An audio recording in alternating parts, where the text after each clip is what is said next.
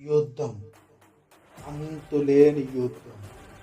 అనంత మహాసంద్రం, అరుస్తున్న కెరటాలు, అదుపు తప్పిన గాలులు, అలల మధ్య కలలపై గుంపులుగా జనం.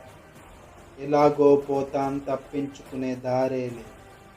అందుకే పోయే ముందే బతుకుదాం, అనుభవిద్దాం, ఆస్వాదిద్దాం, అర్థం పరమార్థం తేల్చేద్దాం. ఇంకా నడి మధ్యనే ఉన్నాం, ఇంకెంత దూరమో ఈ ప్రయాణం.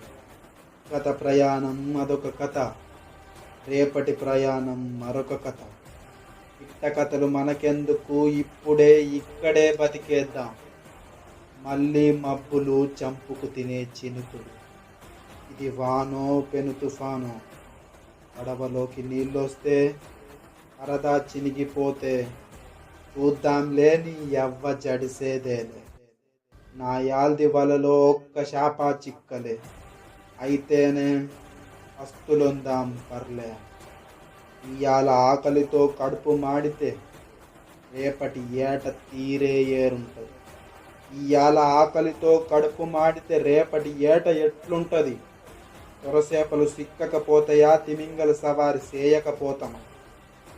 ఏదీ నేర్వకుండా ఏ రోజు ఉండమాకు, ఎండకుండా ఏటాడకుండా నిద్రలోకి జారమాకు. ఏ అందో ఎగిరెగిరి పడతాంది పడవ, చలిగాలో పక్క, చల్లటి జల్లు మరో పక్క. అడిసిన ఒళ్ళు, పెదాలపై ఒప్ప నీళ్ళు, ఒళ్ళంతా వణుకు, కళ్ళల్లో బెనుకు, ఎముకల్లో భూమికల్లో నిస్సారత నిస్సత్వం. అయినా నా అన్న వాళ్ళని వదలమాకు, సాయం చేసిన చేతిని మరువమాకు. పిడుగొచ్చి మీదడిన, కెరటమచ్చి గుద్దిన ఆ చెయ్యిని వదలమాకు, పడినా ఇడవమాకు. తమ్ముడా, ఈడ అందరం ఒకే పడవలో ప్రయాణం. అదిగో పొగరెక్కిన తరంగం, ఉప్పొంగిన హిమాలయం. ప్రతి కెరటం ముంచాలనే, ఆగమరిస్తే చంపాలని.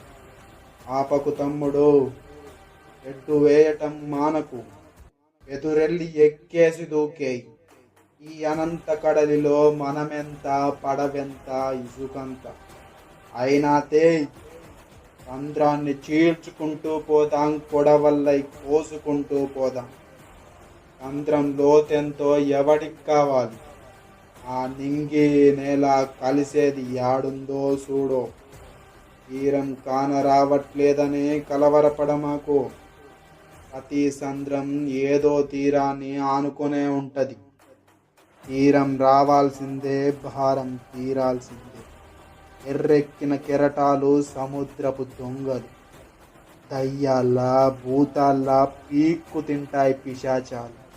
రా, ఎదురెళ్దాం, తలపడదాం, మొల బిగించి రంకేద్దాం. అడ్డొస్తే తోసేద్దాం, ఆపితే ఏసేద్దాం. పోసుకుంటూ తొక్కుకుంటూ పోదాం. ఇది కరుణ లేని సాగరం, కారుణ్య రహిత రణరంగం. అమ్మ వద్దన్నా, దేవుడే అడ్డొచ్చిన, పులులై దూకేద్దాం, సింహాలై గర్జిద్దాం. ఇది అనంత యుద్ధ సంగ్రామం. అందరితో యుద్ధం చేస్తే అలెగ్జాండర్, వాడితో వాడే తలబడితే గౌతమ బుద్ధ సిద్ధార్థ.